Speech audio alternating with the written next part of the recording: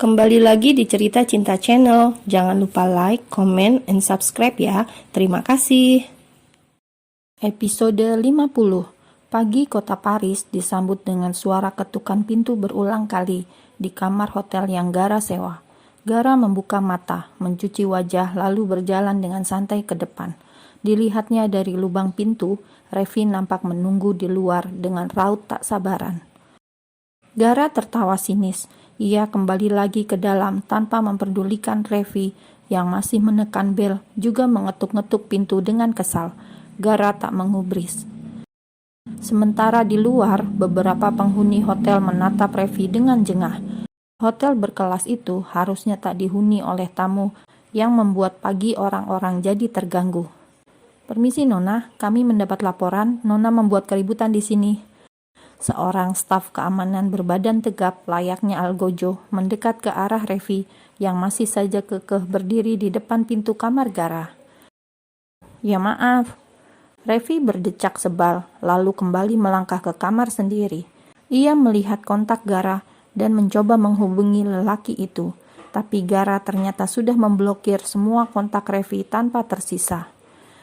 Kenapa bisa begini sih? Kesal, Revi membanting apa saja yang ada di depannya sekarang. Nafasnya jadi tersengal.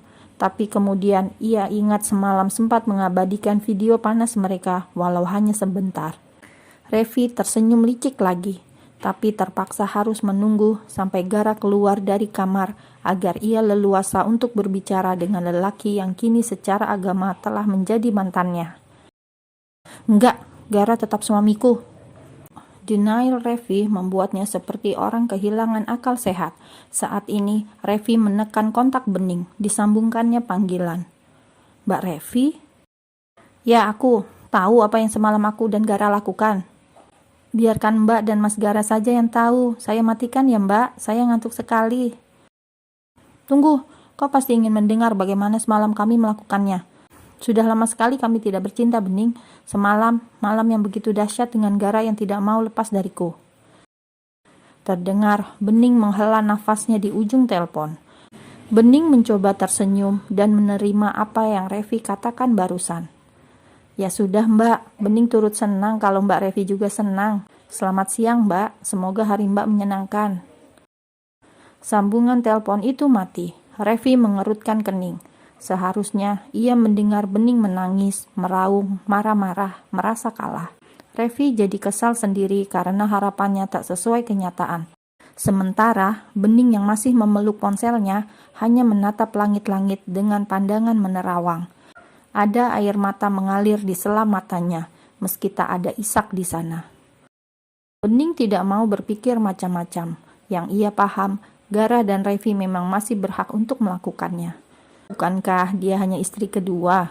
Bening sama sekali belum tahu bahwa Gara sudah menalak Revi semalam, dan cerita itu tentu hanya sebuah karangan. Gara bergegas keluar dari kamar. Ia akan bertolak ke Indonesia hari ini. Kegiatan bisnisnya sudah selesai. Namun, baru beberapa langkah ia berjalan di koridor hotel, Revi mencegatnya, menarik lengan lelaki itu. "Apalagi?" tanya Gara jengah sambil melepaskan tangan Revi yang masih mencengkram. "Please Gara, kamu gak bisa giniin aku.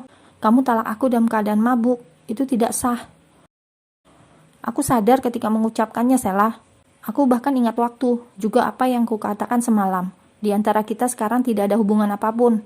Aku akan segera menyerahkan berkas ke pengadilan. Aku jadi paham mengapa dulu kau suka keluar negeri untuk pemotretan. Kau ternyata tak ubahnya perempuan murahan. Seandainya aku sadar sedari dulu, tentu tak akan terbuang sia-sia waktuku selama ini." "Gara, dengar. Lelaki itu belum sempat melakukan apapun denganku semalam." "I don't care. Aku sama sekali tidak cemburu. Justru aku berterima kasih kepada lelaki itu. Karena dia, akhirnya aku bisa lebih mudah untuk bercerai secara hukum denganmu. Foto kalian berdua sudah aku kirim ke pengacara. Semua sudah diurus. Kita akan bertemu di pengadilan." Gara berjalan lagi, tidak mengubris Revi yang tercengang dan terus memanggilnya. "Aku punya video ini Gara, akan aku kirim ke Bening dan semua media," ancam Revi. Gara menghentikan langkahnya perlahan. Ia mendekat lagi ke arah Revi, lalu ia melihat video panas mereka semalam. Walau hanya sebentar, tapi terlihat sekali di sana seolah Gara sedang menikmati apa yang mereka lakukan meski ia sama sekali tidak menikmatinya. "Kau mau menggunakan ini untuk mengancamku?" tanya Gara memandang tajam Revi yang mulai tersenyum licik. "Ya, kau lihat saja apa yang akan aku lakukan jika kau berani meneruskan niatmu menceraikan aku ke pengadilan." Gara memandang Revi semakin tajam, tapi kemudian senyum sinisnya kembali terlihat. "Lakukan saja." Lalu Gara berbalik, meninggalkan Revi yang semakin merasa terabaikan. Revi mengepalkan tangannya, melihat Gara yang sudah menghilang dan masuk ke dalam lift. Sialnya, ia belum bisa kembali hari ini. Masih banyak sekali pekerjaannya di Paris. Revi mengerang keras, ingin rasanya ia membunuh Bening hari itu juga. Semua ini karena perempuan kampung itu. Revi menendang-nendang dinding dengan kesal, melepaskan amarahnya dengan kembali masuk ke kamar hotel dan menghambur apa saja yang ada di depannya saat ini. Revi juga tak main-main dengan ancamannya saat ini. Ia mengirimkan video semalam kepada Bening. Bening belum membukanya karena sepulang dari kuliah, tadi memang matanya sedikit mengantuk. Barulah ketika sore menyambangi Jakarta, Bening membuka matanya. Ia segera mandi, lalu turun ke bawah dan membantu para pelayan untuk memasak untuk makan malam kelak. Sebelumnya, Bening singgah ke balkon dan mengangkat jemuran. Asih yang baru saja hendak mengangkat jemuran hanya menunduk lalu mengambil jemuran kering itu dari tangan Bening tanpa berkata apapun. "Mbak Asih," panggil Bening ketika Asih sudah berbalik. "Ya, mau masak bersama di bawah?" tawar Bening. Sebab setiap kali ada Bening di rumah, Asih memang jarang ke dapur. Nanti aku akan ke sana." Bening tersenyum lalu mengangguk. Ia kemudian turun lagi menuju dapur dan mulai sibuk membantu pelayan memasak. Nyonya besar yang baru saja ke dapur langsung mendekati Bening. "Bening, sudah, biarkan pelayan-pelayan di rumah ini yang masak. Kau istirahat saja. Lihat, perutmu sudah buncit. Jangan banyak bekerja." Bening tersenyum mendengar kekhawatiran mertuanya itu, lalu ia menepuk-nepuk punggung tangan Nyonya besar, seraya tersenyum menenangkan. "Gak apa-apa mah, Bening kuat kok. Lagian ini masaknya yang simpel-simpel aja, ya kan Bu Tuti?" Bu Tuti hanya mengangkat jempol yang disambut tawa oleh Bening dan Nyonya besar. Mereka akhirnya memasak sambil mengobrol. Asih juga mendekat, membantu Bening memotong sayur. "Gara pulang loh hari ini, kamu udah tahu?" tanya Nyonya besar. "Masa sih mah? Mas Gara gak bilang?" Bening mengerucutkan bibirnya. "Kayaknya dia mau kasih kejutan sama kamu." "Gak kejutan lagi dong, kan mama sudah bilang." Nyonya besar tertawa lebar, menyadari kekonyolannya sendiri. Membahas Gara yang sedang di luar negeri, Bening jadi ingat saat Revi menelponnya beberapa jam yang lalu. Ia hanya bisa tersenyum kecil, meski tak dipungkiri, hatinya cemburu, tapi ia mau bagaimana lagi. Gara adalah seorang suami dengan 2 istri. "Ah!" Bening sontak melepaskan pisau ketika benda itu tanpa sengaja mengiris jemarinya karena dia keasikan melamun. "Bening, aduh, sudah, biarkan pelayan yang masak ya, mari kita obati." Bening mengangguk dan meringis sesaat. Luka di jarinya seperti sedang menggambarkan hatinya yang sebenarnya sudah lebih dulu tergores. Cukup perih, tapi masih bisa diobati.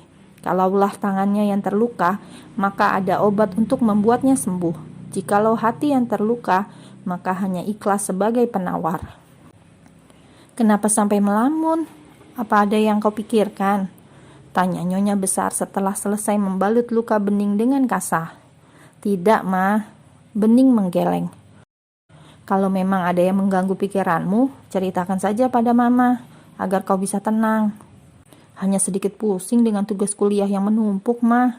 Bening berusaha tetap tersenyum saat mengatakannya. "Belajar boleh, tapi jangan lupa dengan kesehatan sendiri. Ingat Bening, ada cucu Mama di dalam sini." Mama mengetuk perlahan perut Bening. Bening tersenyum lalu meraih jemari ibu mertuanya. "Bening janji akan menjaga cucu Mama dengan baik." Nyonya besar membalas senyuman Bening yang menenangkan. "Mah, Bening ke atas ya, lupa kalau ponsel tertinggal, siapa tahu Mas Gara telepon." Nyonya besar mengangguk, lalu membiarkan Bening naik kembali ke atas. Bening mencari ponselnya yang terselip dekat selimut. Ia membuka ponsel dan menemukan satu pesan. Bening membuka pesan itu dari Revi. Isinya membuat Bening menahan nafas. Bening berusaha menyabarkan diri. Ia tahu ikhlasnya sedang diuji. Bening juga tidak mau menghakimi Gara dengan cemburu buta. Pasti Gara akan menjelaskan tentang video itu kelak meski tanpa Bening yang memintanya. Lagi pula, kembali ke pasal pertama, bahwa Revi adalah istri pertama dan dia juga berhak atas Gara. Namun, mengapa Revi harus mengirimkan video mesra itu kepadanya? Bening mengatupkan bibirnya, mencoba untuk menguatkan hati dan diri sendiri. "Biarkan saja, Ning, jangan egois." Bening berbisik lirih dalam hatinya sendiri. Bening tidak berniat membalas pesan itu. Ia segera menghapusnya. Tak perlu menyimpan video syur itu. Di dalam kamar hotelnya, Revi belum berani mengirimkannya kepada media atau sengaja memajang video itu di medsosnya. Ia sudah mendapatkan peringatan dari agensi karena sering membuat berita miring terkait dirinya sendiri. Jadi, Revi harus menahan keinginannya mempermalukan Gara. Nanti alih-alih Gara yang malu, malah karirnya yang hancur jika ia gegabah.